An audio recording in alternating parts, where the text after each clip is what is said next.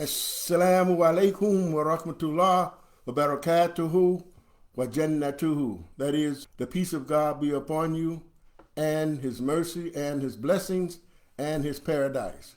I begin this khutbah here on March 8th, 2024 with what is known as the adhan, that is the calling of the people to the prayer, whether it be on Jumu'ah day or at any time, 5 times a day, each day of the year, 365 days and a quarter, I believe it is. Praise be to Allah.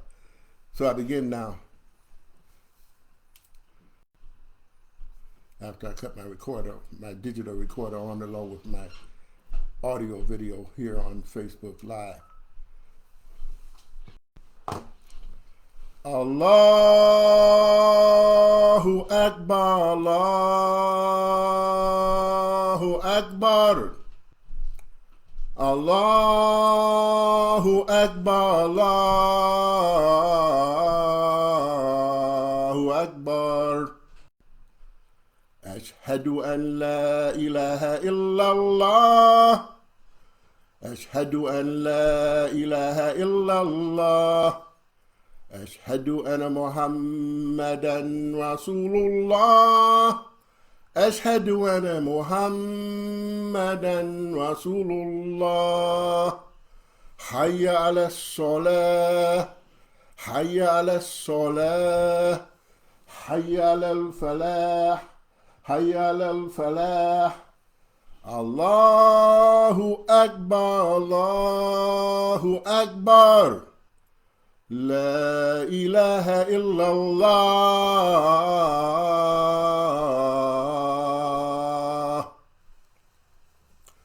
Alhamdulillah, alhamdulillahi rabbil alameen.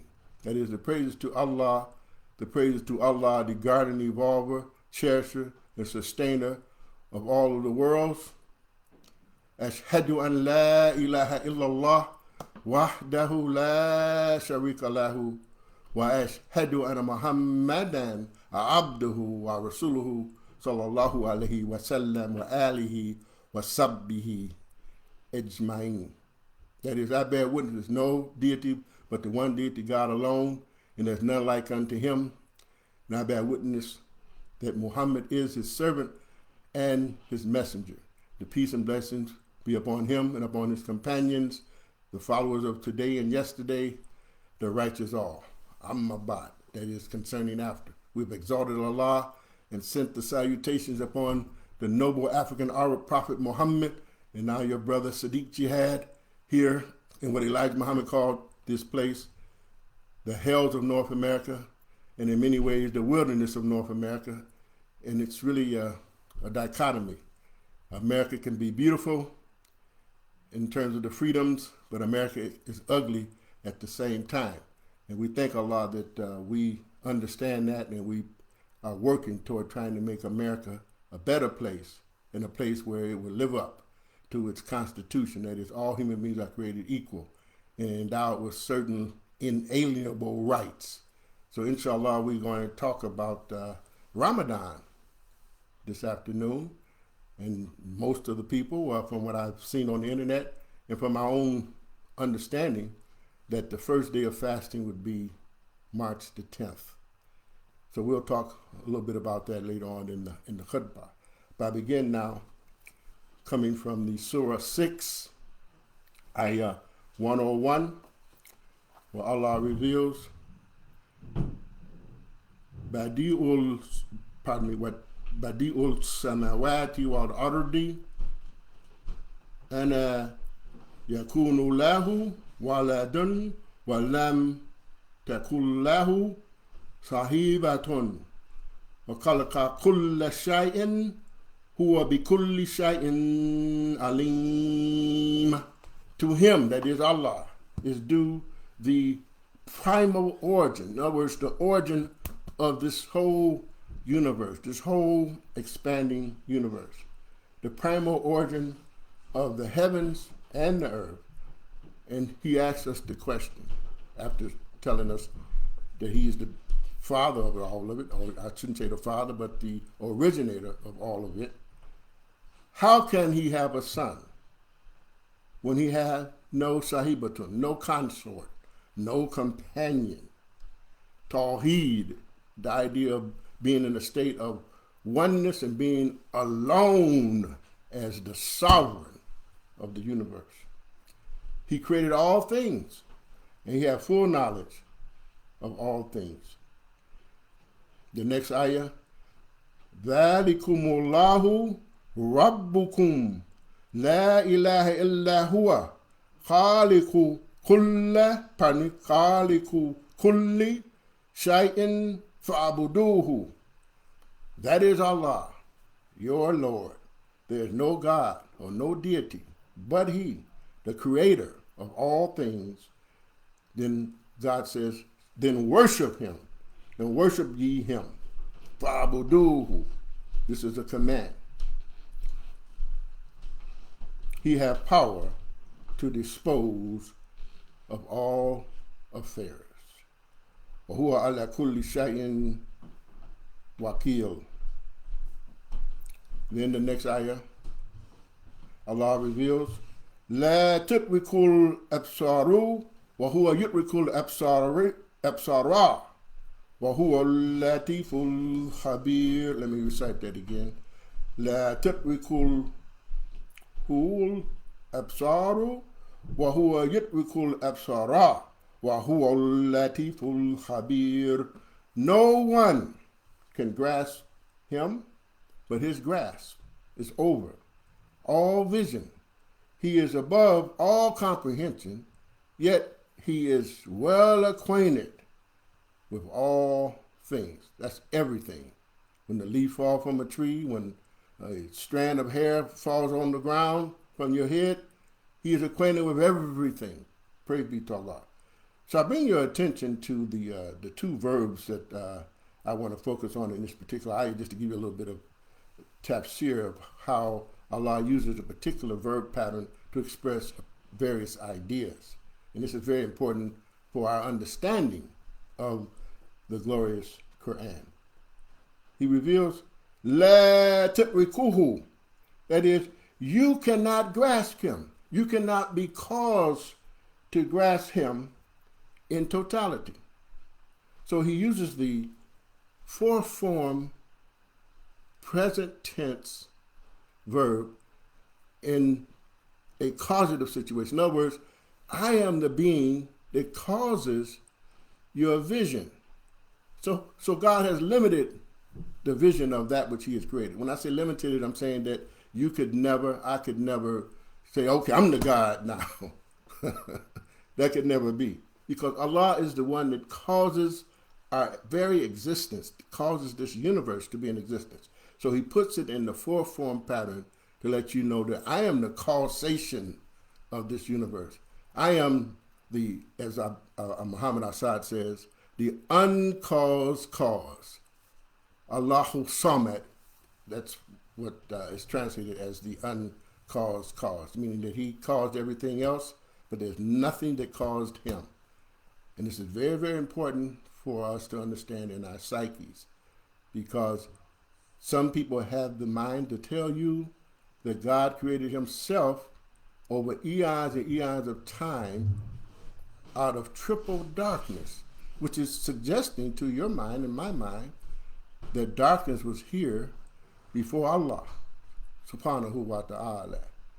So when you look at the Quran, the Surah 6, verse 1, you will see that God is telling you and I that He made the darkness and the light. He made time. So all of these things is not something that we can grasp totally, but we know that God is the uncaused cause, and all of this that came, time, darkness, light, etc., is from Allah subhanahu wa ta'ala. So this word basara in this particular ayah means to see with the physical eye. It also means to see with the mental eye. So I ask you the question, which is more accurate? The physical eye or the mental eye? And if you're thinking, you would say, well, of course, Siddeeq, the mental eye is more accurate. And we know that eagles can see 2 miles away. see a mouse scurrying in the bushes as he stands or perched on the top of a cliff 2 miles away. So our physical vision is indeed limited. So you should know that this word basara has the idea of mental vision and eye vision, if you will. And this is very important for you to know, because there's reports that the prophet said that you should fast when you see it, right? So people take that literally, say, well, I got to get up on the top of a garage or a building or send jets up into the sky so I can physically view the dawning of Ramadan's commencement. And so you should know that this is a symbol of the dawn of enlightenment for the human being. That's what marks us starting the fast or the month of Ramadan. So Allah tells us in the Quran, Ash-shamsu wal-qamaru bi-husban, that is, the sun and the moon follows courses exactly computed.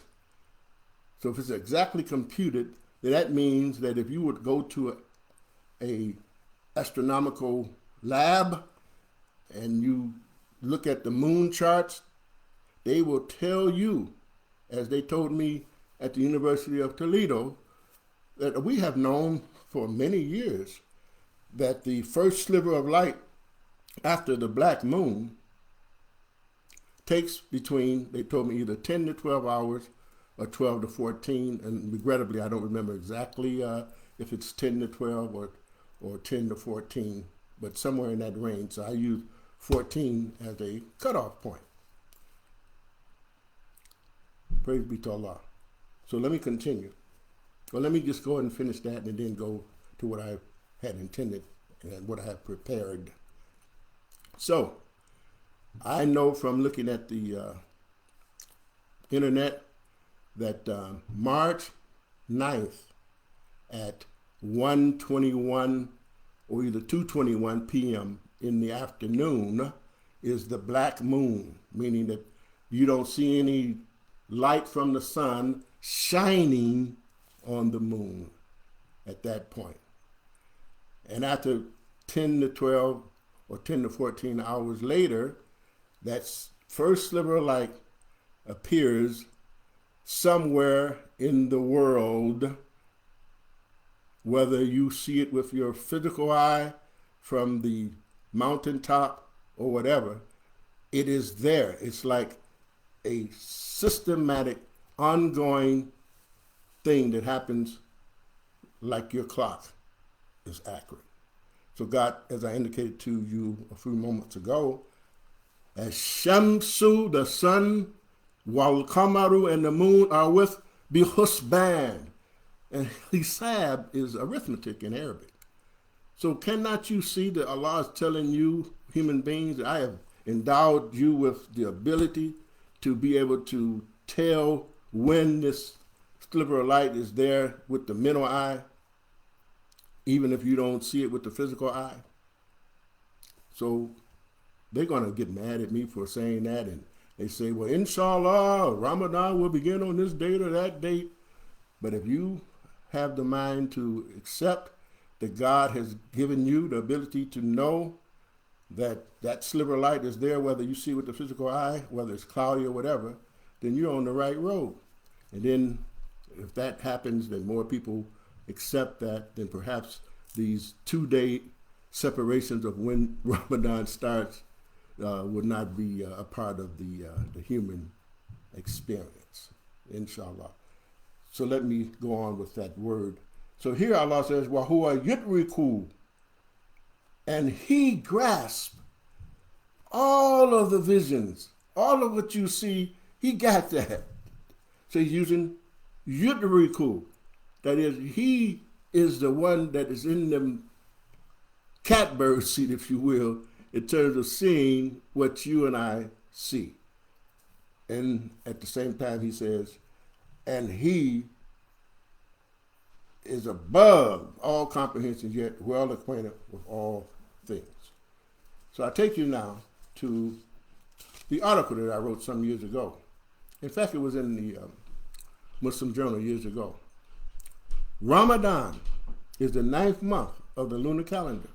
A lunar month, got it down to a decimal, is 29.5306 days. It is a little better than 29 and a half days is the cycle of the moon from black moon to black moon, or from full moon to full moon, or half moon to half moon, whatever, you see. It's precise. A lunar year, Allah has got us to understand this, is 354 days. This, praise be to the Lord Creator. A lot of times I use Lord Creator so that the Christians, they won't have me saying, I should say reject me saying Allah, and also the Muslims won't reject me saying God if I were to put God there, because many times the Muslims say, no, don't call God that, because if you turn it backwards, you got dog, right? So Lord Creator. So you know, I know, that we didn't make ourselves. So I said, Lord Creator. And I was talking to Imam Muhammad about that one day, and he told me, oh, Lord Creator is good. Lord Creator is good. Because there was some, flack, if you would, that he got by putting G-D or G''D, and those who are staunch Christians say, what is he doing? He taking that O out of our word for our Creator? We don't like that. And some people said they thought it meant God's disciples, one of those gangster groups. A brother asked him about that in Cincinnati when he was lecturing, Cincinnati, Ohio, some years ago. And the Imam was stunned. How did you get God's disciples from G-D, But so much for that. So, Lord Creator, if you want to use it, I think it's a good term. And your leader, if you follow him, he said it was okay. And how do I know, or what caused him to say that? We were talking about it when I had received some money from him to publish a book called Islam in View. So continuing on. This, praise be to the Lord Creator, causes the month of Ramadan to fall 10 or 11 days earlier each solar year. That is to say, Ramadan and the other 11 lunar months will fall in the winter, spring, and summer as we go backwards on the solar calendar or Gregorian calendar. When we say solar calendar, we know that it's 365 days and a quarter for the earth to go around the sun. Praise be to Allah. But a lunar year is 354 days, mind you. That's why if you subtract 365, or I should say subtract 354 from 365, you come up with 11-day differential. Praise be to Allah. This fact is particularly gratifying and accommodating to the Muslims. The believers in al-Islam, which literally means submission to the Lord Creator, are instructed to fast during the daylight hours of Ramadan, the 9th month of the lunar calendar. It's very interesting to note that it's the 9th month. How long does it take for the baby to come out of the womb of the mother? Generally around about 9 months, and some of the people say the gestation period is 257 days. So that's something that you should reflect upon. When Ramadan comes during the summer in the Western Hemisphere, there are more daylight hours for the Muslims to fast. When Ramadan falls in the winter months, the daylight hours are less than in the summer months. So the hours of fasting are less. And that's beautiful, Sometimes we fast the month of Ramadan and sunset is at 5:30 or 6 o'clock, Praise be to Allah. Allah has ordained and prescribed upon those who believe that we adhere to the 29 or 30 days fast. It is a very spiritual time. The fast aids in body cleansing, mental cleansing, spiritual cleansing, and aids us in becoming more disciplined in the practice and the appreciation of al-Islam. The exhilarating feeling of accomplishing this fast and do the 29 or 30 days and don't eat or drink is such an indescribable feeling that one realizes upon completing the fast. I believe a believer is rewarded by Allah with indescribable bliss. Bliss means joy. Allah reveals in the Quran, Ya ayyuhalladhina amanu, kutiba alaykumus siyamu kama kutiba ala alladhina min qablikum la'allakum tattaqun. Beautiful rhythmic tones directly from Allah, the Lord Creator of all of the worlds and all of the people and everything in it. Translated, oh, you who believe. So you should know too that God has given you a double vocative. Yeah, that's a vocative, meaning something as an attention getter, bringing your attention urgently. If someone is going out of a store and they left their keys on the counter, somebody say, yeah, or hey, trying to remind the person, you got to come back here, you know? Let me take this hat off. See, it's getting crooked a little bit. Okay. And then he follows up, yeah, with ayyuha. That's another vocative. Oh. Well, most of the translators don't give you the emphaticness of this. Oh, you who profess faith, who believe, who trust in God. I have prescribed on you. It is prescribed on you all. It's prescribed on you all that you fast. This is by Allah himself, subhanahu wa ta'ala. But the interesting thing about it is that Allah, he didn't say kataba, meaning he prescribed in what we call the active voice. He used the passive voice. As many of you don't even know what the passive voice is, and I didn't know what it was either until I started studying Arabic, but yet we use it all of the time.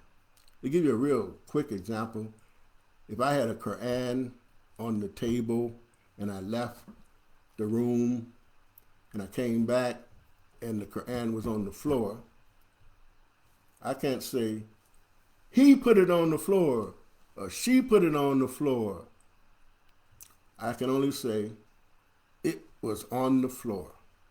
So that's the passive voice. The agent that caused this Quran to get on the floor is not known.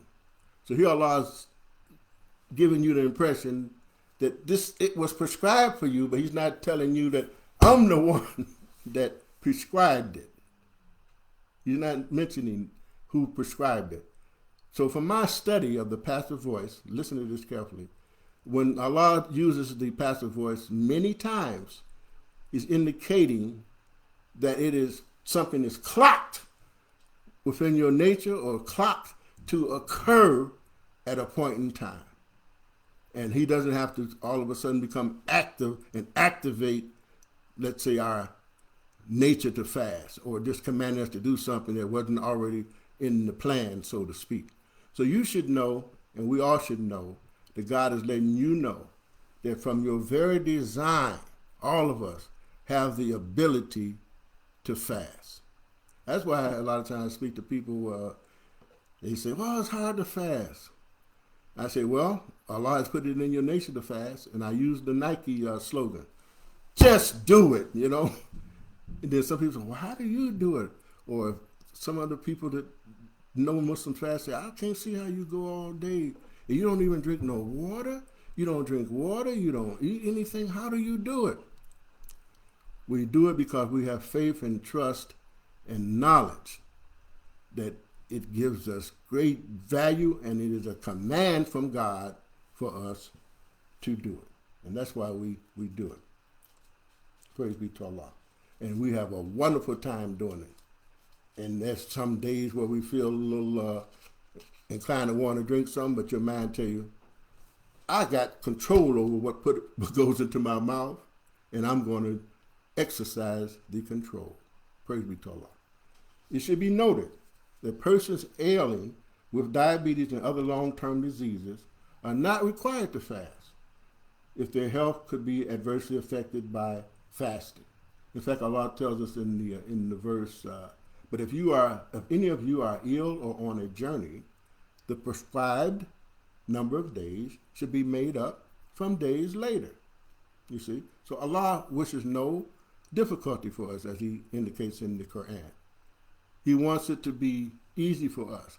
He wants us to enjoy the fast and enrich ourselves and increase our taqwa, our devotion to Him. That's why He says, tattaqun, in order that you will be more reverent to God, more obedient to God.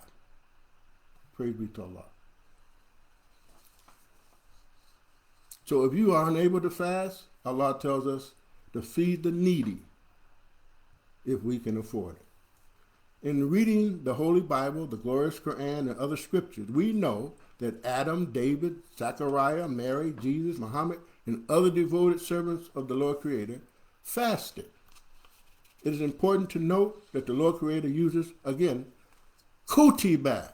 That's what we call the passive voice. He could have said kataba. He didn't say kataba, and He prescribed it. He said kutiba. It is prescribed. Even though we know that He is the one that did the prescribing and gave us this prescription to help us, but He's letting you know, oh, this is all in your nature, human being. You can do it. So again, just do it. So continuing on, Ramadan, 2:185 of the Quran. Ramadan, I see the time is running pretty fast. Ramadan is the month in which was sent down the glorious Quran. Why was it sent? Allah is telling you why it was sent. As a guide, telling us, as a guide to mankind. Also, clear signs for guidance and judgment. Again, judgment between right and wrong. In other words, He's telling you and I that this book, as He calls it, is the El Furqan, that which tells you your do and don't list. That's what this is about. Allah approves this and disapproves that, right in the Quran. Man-made laws that's not in accord with this, should you feel that you must follow them, right or wrong in your mind? No. Allah is telling you this is the book that tells you what is right and what is wrong. And this is very, very important for you to remember and understand. So every one of you who is present at his home during that month should spend it in fasting. And again, if anyone is ill or on a journey, the prescribed period should be made up by days later. This is Surah 2, verse 185. Allah intends, as I mentioned a moment ago, I'm going to repeat it again. Allah intends to make it easy for you. He does not want to put you to difficulty. He wants you to complete the prescribed period and to glorify Him in that He has guided you. Perchance you shall be grateful. Praise be to Allah. And in the beautiful Surah Ar-Rahman, it goes like this. Ar-Rahman, Allama al-Quran, Khaliq al-Insan, Allamahul Bayan. Ar-Rahman. This is the first ayah. It's one word, and it has what we call a dhamma on it. The dhamma means it's the subject case. So Allah is telling you that the whole subject of this Surah 55 is the merciful benefits that He metes out to the whole of the creation.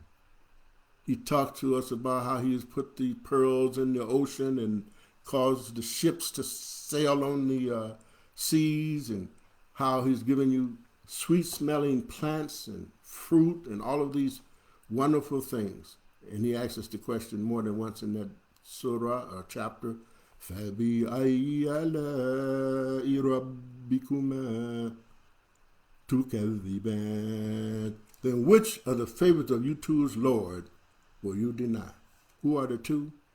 The human beings and the jinns, which we don't know a whole lot about. And Allah doesn't give us a whole lot of information about the jinn in the Quran. So we don't want to go into that subject at this juncture. So after he says Ar-Rahman, he tells you and I, he taught the Quran. The Quran was taught before Khalaq al-Insan, and he created the human being. So he's telling you and I clearly that you want to be the real human being that Allah wants, you and I have to be taught the Quran. And Allah is telling you that he does it. He didn't say you had to depend on Siddeeq to do it, the Sheikh to do it, the Mufti to do it, the Maulana to do it, the so-called ulama, the scholars. And so many times you hear people say, oh, the scholars say this, the scholars say that. No, the question is, what does Allah say? That's what you and I should focus on.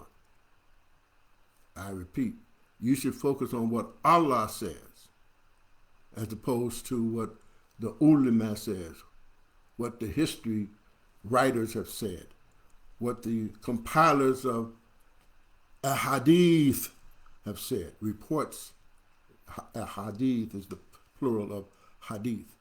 This should be the focus more so than the other bodies of knowledge. And I again repeat to you, as Allah has revealed, Allama al-Quran, then the human being comes forth after that. By Allah telling you in the verse following it, the third verse, Khaliq al-Insan, he created the human family. And you should know too, the Allama, it sounds strong, doesn't it? Means that this is something that is done over and over and over again throughout time. So you have the ability, I have the ability to be taught directly from Allah himself. Subhanahu wa ta'ala. Highly glorified and exalted as he is he. So you get some information from this sheikh or that sheikh or from Imam Wardi Muhammad. That's wonderful. Alhamdulillah. We have benefited greatly. Me personally have benefited greatly from Wardi Muhammad.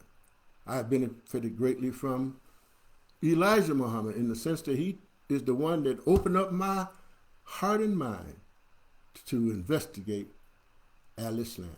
He said on an album that I purchased before I knew anything about Muslims, if a man does not treat you right, how is he going to teach you right? So I'm looking at the society, I'm seeing the dogs, the German shepherds jumping on our people, and the water hoses being sprayed on us and everything, the water sprayed on us from the water hoses and all of that. I knew something about the unfairness of living in America for African Americans, calling us black. And W.D. Muhammad has said over and over again, we should get away from those terms of color. And he came up with the idea of African American. Before that, they were talking about Afro. He said, no, we're not going to say Afro and shorten up Africa. We're going to say African American, just like they say Italian American. They don't say Italian American. So he brought that into the psyche, but somehow we have slipped back into calling ourselves black. Like I'm sitting here right now, and my face is brown, my shirt is brown, my coat is brown. I look more brown than I do black, don't I? For sure. So let us not keep dividing ourselves on the basis of color. In fact, I'm black and I'm proud was a good thing to hear back in those days. And in fact, those who were dark-skinned, they felt better than the ones who were brown-skinned, or we said paper sack tan, because they looked at it like, hey, maybe that slave master and that white man didn't go through my ancestral branch as much as he went through the light-skinned people's ancestral branch, if you will. So the bottom line is, we are all human beings, and our colors, our mothers and our fathers, we didn't have anything to do with that. You should remember that.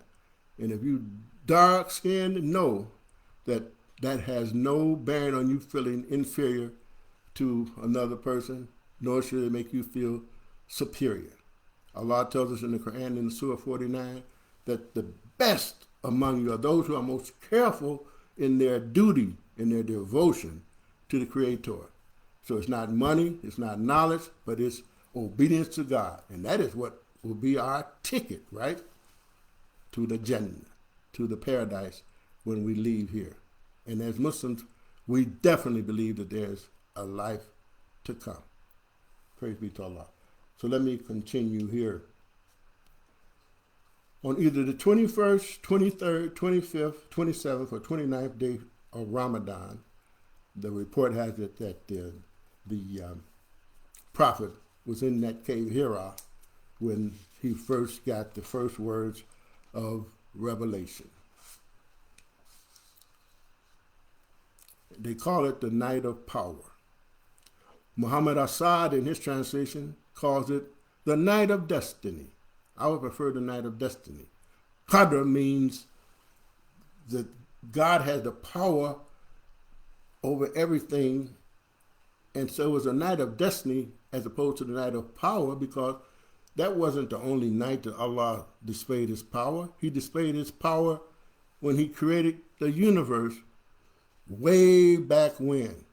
And his power is being displayed in every moment and microsecond here in this universe. So he calls it the night of destiny. The night when the ingredients that he foreknew was there in the African Arab prophet Muhammad, for him to have the power and the weight and the right stuff, right, to receive this Quran and be fearless in exuding it and proselytizing and spreading it. He was God's man, and God foreknew that he was going to be in that cave on that night, that odd night reportedly, in Ramadan, to receive the first 5 ayahs of the glorious Quran, which is 96, 1 through 5. I'm going to have to rush a little bit. I can't give you all of what is in the content of this article. And so the report has it that he was in the cave. I would make the assumption that it was dark in the cave. And he would go there for meditation and to get away from the crazy stuff that he saw his people partaking in. Lewd, sex, orgies, killing one another, tribal feuds, worshiping false gods. They even made gods out of oatmeal. And then when they got hungry, they melt them down and eat the oatmeal, you know. So they were in what we call a state of ignorance, hasty living. They call it Jahiliyyah, the Jahiliyyah age, you know. They would bury their girls alive because they wanted sons as opposed to female children. So they were, as they say, a mess. I don't want to say a hot mess. We'll just say a mess. Praise be to Allah. Praise be to Allah. So the report has it that he was being squeezed. And we say squeeze, we don't mean, you know, no physical squeezing like you would be choking someone or squeezing someone tight or something, you know. But the report has it that he was squeezed by the angel Jibril 3 times. And the first time he said, Iqra, the message came, Iqra. He said, I cannot Iqra, in his own psyche. I cannot Iqra. And most of the people think that he's saying, I cannot read. And so in the Abdullah Yusuf Ali translation, he says, proclaim, and it's outside of the parentheses. And then in parentheses, he puts read. So he's telling us from his methodology of translation that Iqra, in a word-to-word attempt to translate it, means more so proclaim in the context of that particular ayah. Proclaim! I cannot proclaim. I cannot proclaim. Said it 3 times reportedly. I cannot proclaim. And then the onset of revelation came. Iqra bismi rabbika alladhi khalaq. Khalaq al-insana min alaq. Iqra wa rabbuka al-akram. Proclaim. Proclaim. Let me get the English translation of it here. And your Lord is the one who created you. Hold on. Hold on here. I'm getting excited and losing my train of thought here. Proclaim in the name of thy Lord and cherisher, your Rabb, who created you. Rab is a word that means to take something from its beginning stages and nourish it on into its completion or finished product, if you will. So that's why we call it the Rabbil Alamin. We translate the guardian, evolver, cherisher, and sustainer, the nourisher, and all of that. So God is telling him, proclaim by the power of your Rab, who created you, Khalaqa, who created, he created. Again, Iqra bismi rabbika alladhi khalaq. Then the next verse 2 of chapter 96, Khalaqal insana min alaq. Created the human family.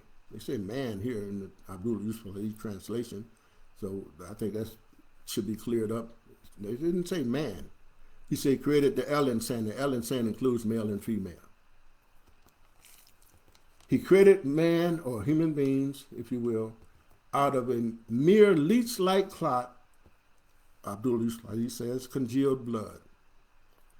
And when you say clot, the Imam Muhammad has suggested that a clot is not necessarily a positive thing. To have a blood clot in your lungs, it's a problem. So we would say a clinging substance. He created us from a leech-like clinging substance.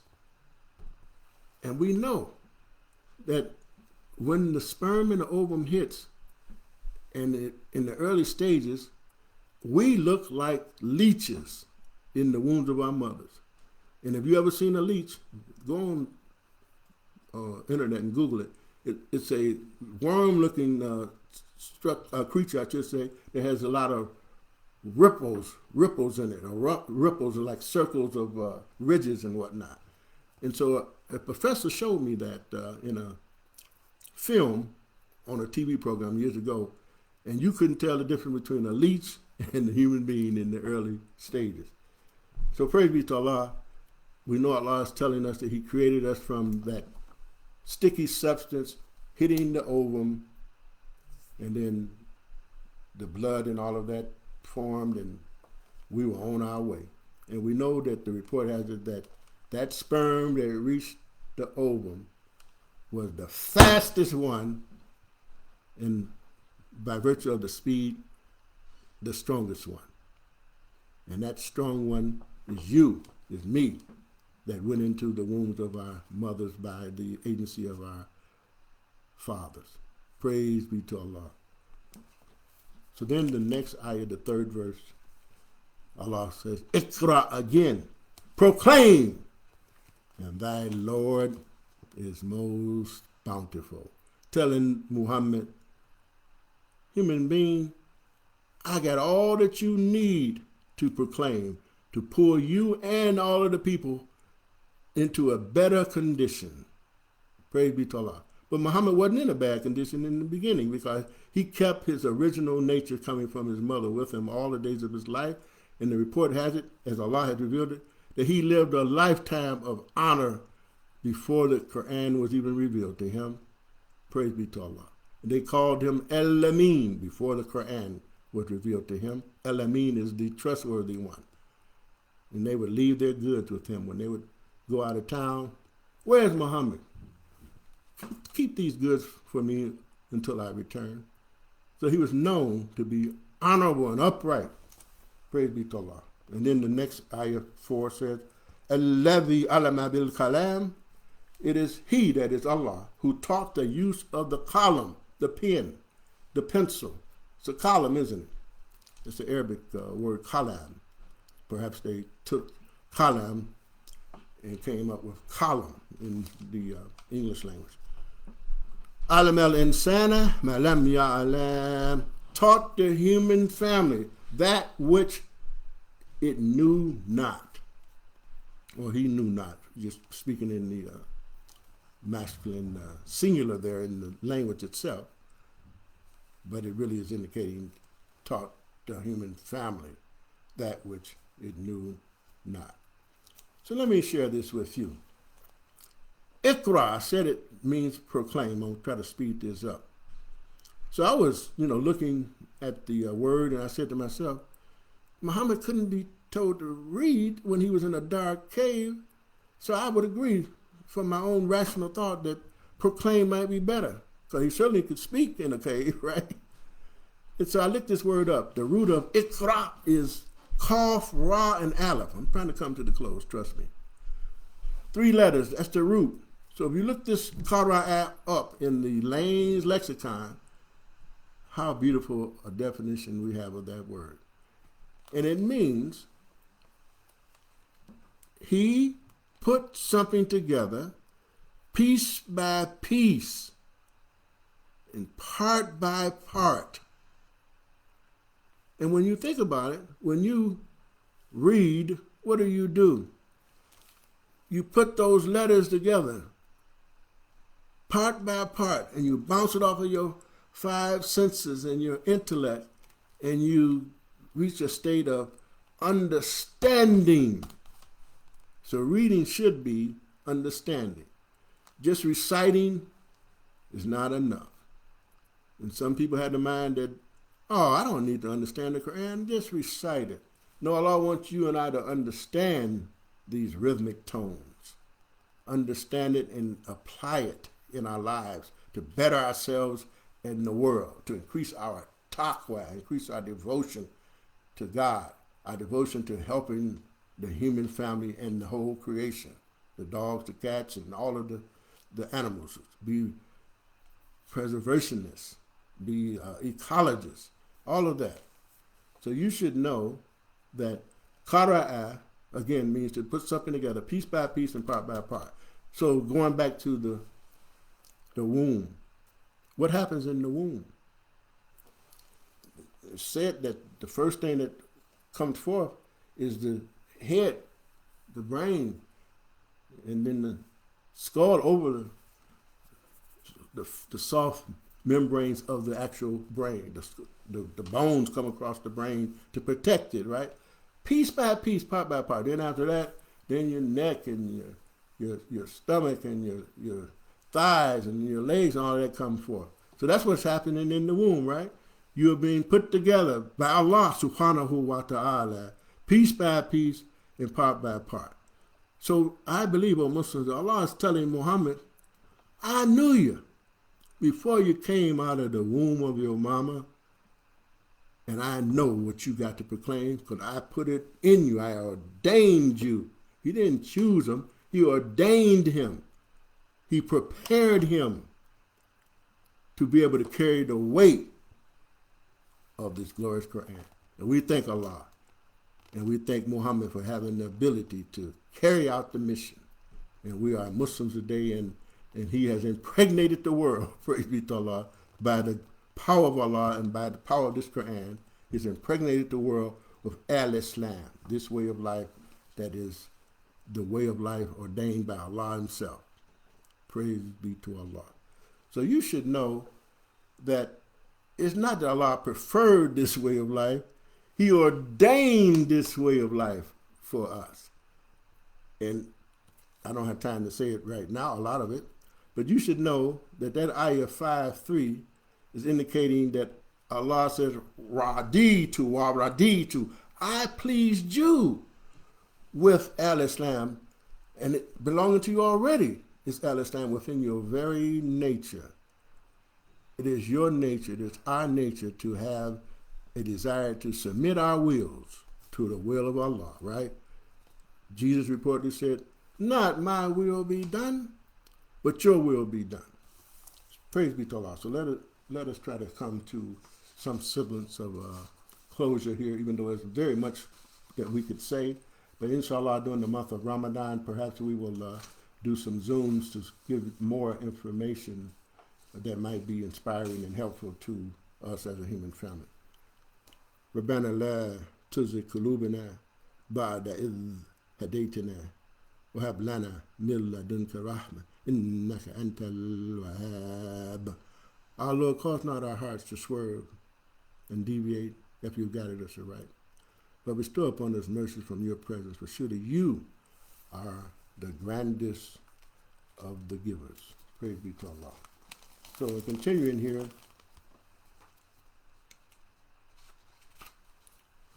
after the pause here, going back to the word ikra. The word Quran comes from the same verbal root. Qaf, Ra, and Aleph. And that noon, that N on the end, makes it intensive. So mind you, the name of this book, properly spoken, is Quran. Not Quran or Quran. It's Qur. And I pause and say an. And that's not hard to say. So a Ra, a R, has a circle over the top of it, or a comma that's blackened. The suggestion that you must pause briefly. That's how you get your syllables in Arabic. Quran. Allama al-Quran. Okay. Continuing on. The word for a woman who is pregnant, that has no menses, and she's of childbearing age and she's healthy, is called a mukri'atun. Mukri'atun. Still using the letters Qaf, Ra, and Aleph. So God is letting you know that this first 3 series of ayahs is talking about the gestation period in the womb, letting Muhammad know that I knew what was going on with you in the womb of your mama, piece by piece, part by part, you were being put together. And then he came out and God put him together piece by piece and part by part for 40 years before the dawn of enlightenment of the Quran. And that's what we are celebrating when we're looking for that sliver of light. And the dawn of enlightenment today is rapid fast. Knowledge and enlightenment travels from one point to another point, from this mind to that mind, in an instant. Praise be to Allah. Praise be to Allah. Ash-shamsu wal kamaru bihusban. And the sun and the moon follow calculations exactly computed. Going back to the word qara'a again, the root. The word for a woman's menses when she's on her period is kuru'un. Kuru'un. You can look this up. So all of this is talking about how when that night of destiny occurred, a baby was born, if you will, in a metaphorical sense. He was pregnated with the message from inception and during that 40-year period, and it was time for him to deliver. And Allah gave him what he needed to deliver to the whole of the universe. And so, as you and I study the Quran, we should grow in appreciation for it, and we should celebrate the coming of this Quran daily, inshallah. Inshallah. We don't always have time to read it as much as we'd like, but you should know that it should be a priority in your life, in my life, to understand what Allah is saying in this book. In order for you to understand what's in this book, you have to make the commitment to understanding the content of this book in the Arabic language and not be dependent upon others. In other words, get off of the slave plantation and be able to say, well, I got the ability to understand this, and I'm going to do it. Inshallah, we will do that. And Allah says to us, لَقَدْ يَسَّرْنَا الْقُرْآنَ لِلذِّكْرِ فَهَلْ مِن مُدَّكِرٍ. And no doubt, we have made the Quran easy. So is there any among you who will take it to heart and apply it and remember it? He says this 4 times in the Surah 54. So do you believe Allah is telling the truth, that he's telling you it's easy? Do you believe the Arabic language is easy? I do, from my own study of it. It's a very systematic and rational language. It wouldn't take long for you to be able to have the ability to go into dictionaries and lexicons and understand the patterns and structures of the words so that you can understand and be taught directly from Allah as he has revealed. Allama al-Quran.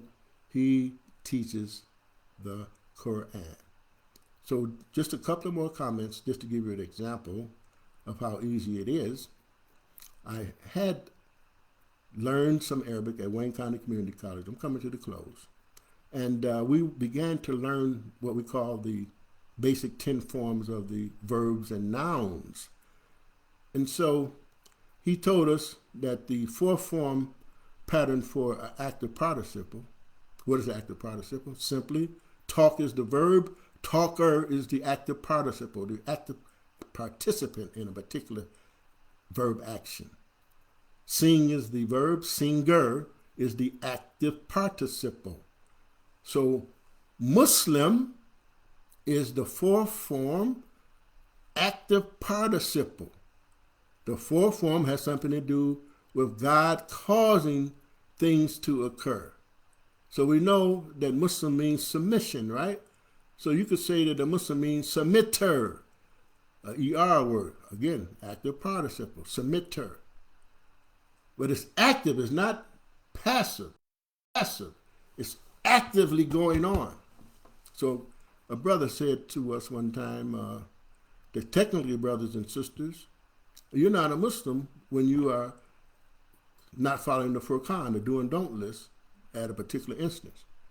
And so one of the brothers got mad with him and said, brother, I don't know what you're talking about. I might do something wrong here and there, but I'm still a Muslim. But he was just telling him, technically speaking, because it's an active participle. So just knowing that it's an active participle, shouldn't that help you and I to be more conscious of trying to be in a state of submission all of the time? Even though we know we might deviate, but at least the mind's eye should have it that for me to really be a Muslim, I got to try to have it in my mind that I got to be active 24/7. But we know we're not going to be angels. I'm being real, and I'm sure you're real too. So Muslim, again, is an active participle.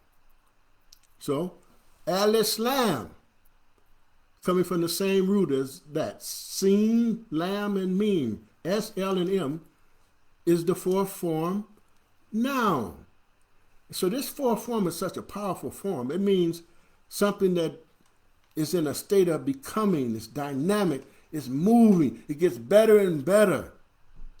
So al-Islam is a action of submission, the submission that you should be getting better and better at. We should be trying to get better and better at submitting our wills and have Allah be the one that aids us and causes us to submit more and more.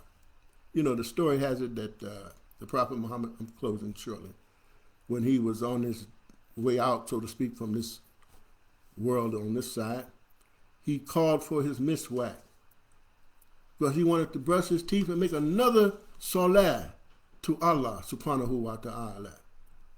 So there's many simple things that you could come to know just by knowing the verb and noun patterns and what each one of them indicate or imply. This is very, very important. And it's not difficult to understand the differences between the various forms. I said I was going to stop and we'll give this to you too as an idea. Qatala, that means he killed, Q, T, and L, with an A sound on the top. Qatala. That's the first form. And the first form suggests something that is going right to the point. 3 letters, real quick. He killed, Qatala. He killed Goliath. That's in the Quran. Qatala.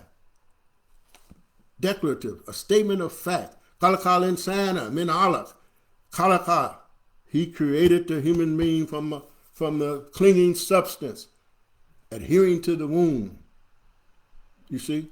Real right to the point. So, Qatala. You notice I doubled that T. Qatala. That means now he annihilated the person, or he pulverized the person. He shot a person with a Uzi 10 times. Intensity, that's what the second form gives you. And then the third form, Qatala. I'm listening to cough, the Q. Qatala. That means that he tried.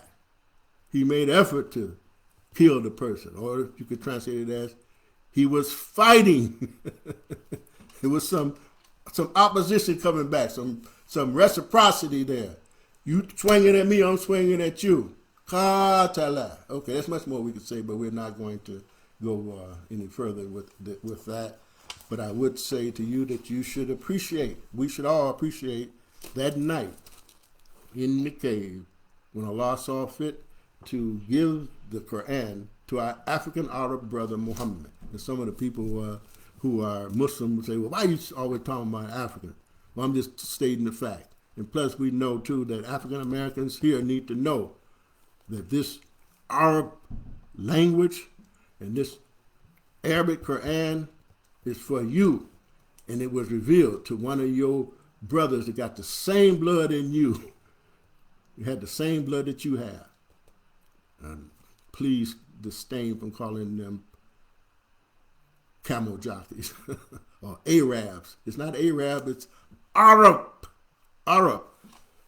And they even tell you in the psyche, when you start getting into the Arabic language and you understand it, you have some command of it, whether you are Caucasian or Chinese or whatever, you are an Arab because you understand this beautiful language.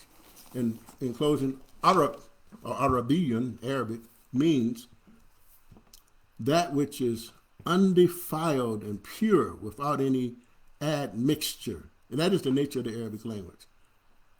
They didn't want to come into the deserts of Arabia and conquer anything before that black oil started coming up out of the ground. So the word itself means to be pure and undefiled without any admixture. So Allah preserved this language and kept it pure for his final revelation to the whole of humanity. That close with this statement from 5:15 of the Quran. قَدْ جَاءَكُم مِّنَ اللَّهِ نُورٌ وَكِتَابٌ مُّبِينٌ. No doubt has come to you all from Allah a light and a plain book. رَبَّنَا أَتْمِمْ لَنَا نُورَنَا وَاغْفِرْ لَنَا إِنَّكَ عَلَى كُلِّ شَيْءٍ قَدِيرٌ. Our Lord, complete our life for us. Forgive us.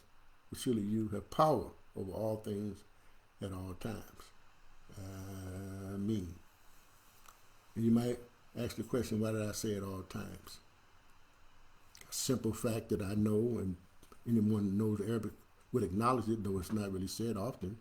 There are no verbs in that phrase. Wallahu ala kulli shay'in qadir.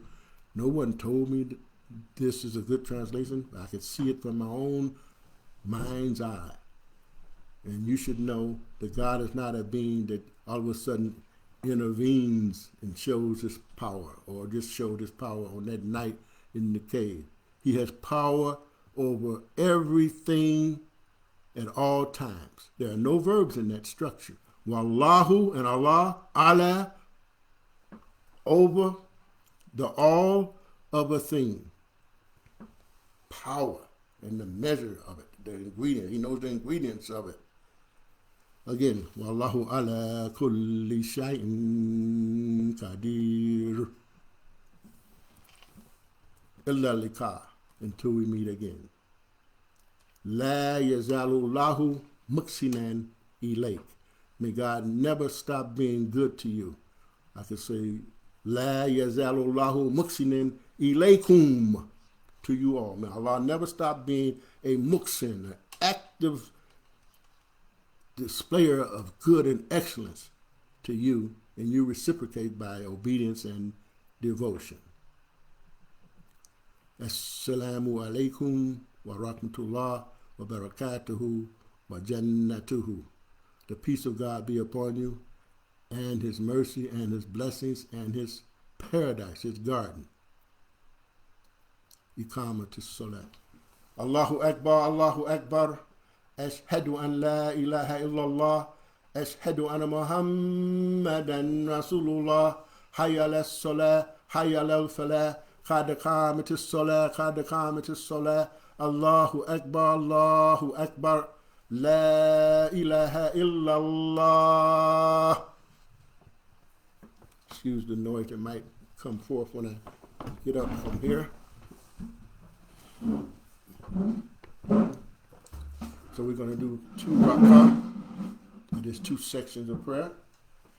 The Rabbil Alameen, to the Lord of all of the world.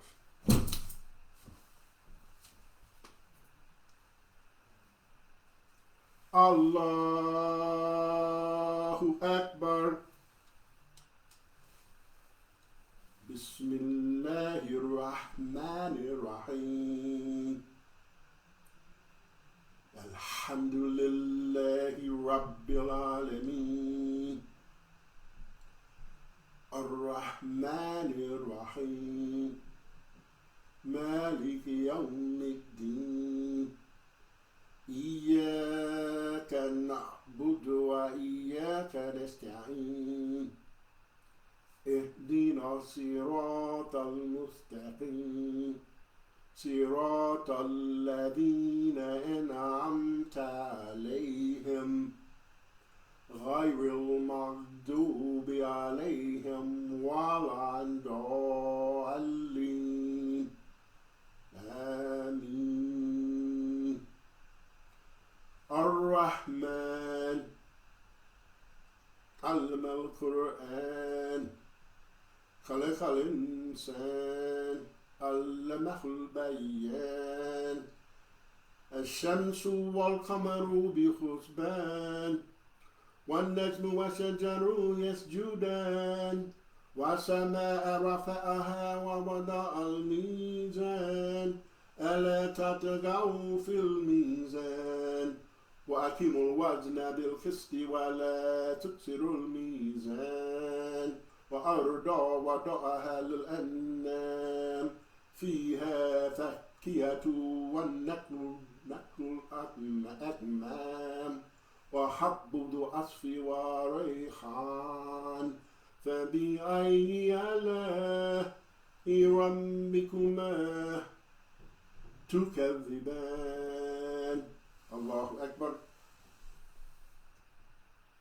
سمع الله لمن حمده. الله أكبر.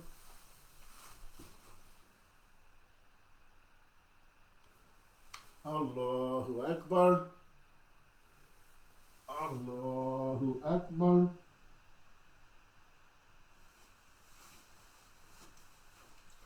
الله أكبر.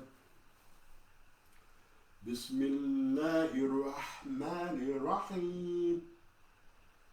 الحمد لله رب العالمين. الرحمن الرحيم. مالك يوم الدين. إياك نعبد وإياك نستعين اهدنا الصراط المستقيم صراط الذين أنعمت عليهم غير المغضوب عليهم ولا الضالين آمين. اقرأ باسم ربك الذي خلق الإنسان من علق اقرأ ربك الأكرم الذي علم بالكلام علم الإنسان ما لم يعلم. الله أكبر. سمع الله لمن حمده. الله أكبر.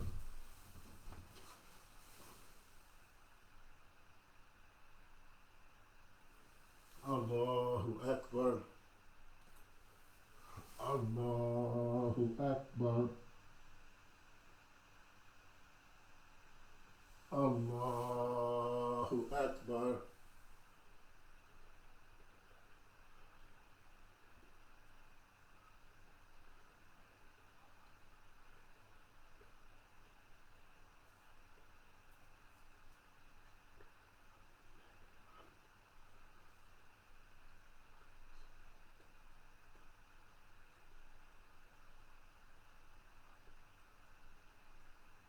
السلام عليكم ورحمة الله.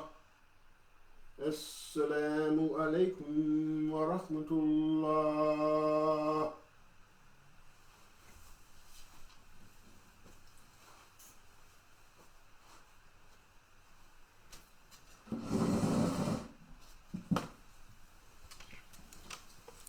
Yeah, I just want to make one other comment. I said to you, Allah Mahul Bayan, I didn't translate it. He taught him, that is the human being, intelligent speech and rational discernment would be, I think, an appropriate translation for that fourth ayah of Surah Ar-Rahman, that is Surah 55. And I mentioned to you earlier, too, I was talking about the commencement of Ramadan. And I mentioned 1:21 or 2:21 p.m. is the black moon.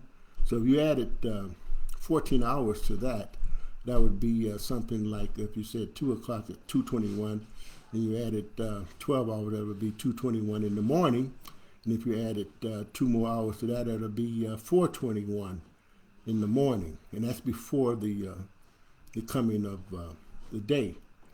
So by that time, that is 4:21, that sliver of light would already have appeared in the world. So your question in your mind should be, do I want to follow a local sighting or a sighting in the world anywhere, or using my mental eye and trusting that Allah has revealed Ash-Shamsu wal Qamaru bihusban, that is the sun and the moon, are with arithmetic, and have it in your mind that even though I don't see with my physical eye, it is there. So the question is, do you want to do that? And many of us will say, no, I want to follow my my organization, or follow if I get a report from someone at 2 o'clock in the morning, or whatever the case might be. But from all of the indications, even those who don't like to declare exactly the date, they are inclined to believe that the first day of fasting this year will be on March 10th, 2024. And I do know that some people have already said some things about they're going to start on Wednesday, the I guess that would be the 12th of March 2024. But let us not divide ourselves and get mad with one another for our beliefs and viewpoints on this thing. The point is to complete the fast and do it as Allah would be pleased with us when we do it. So I sign off with that, and I would encourage you, if you are interested in perhaps having a Zoom with me during the month of Ramadan, email me, please. Siddeeq, that's SIDDEEQ at MSN.com. Again, SIDDEEQ at MSN.com. And hopefully I'll be publishing something as to when I intend to do that. And I won't be having to rush when I'm doing a Ramadan session, because there's so much that can be said after having been a Muslim for 50 years or so. And I've accumulated a lot of things, and I'm constantly trying to learn more. Praise be to Allah. So with that, I say to you, have a Jumu'ah Mubarakah, a blessed Ramadan, the rest of it before the next day comes in. Assalamu alaikum wa rahmatullah wa barakatuhu wa jannatuhu. That is, the peace of God be upon you, and His mercy and His blessings and His garden. Signing off.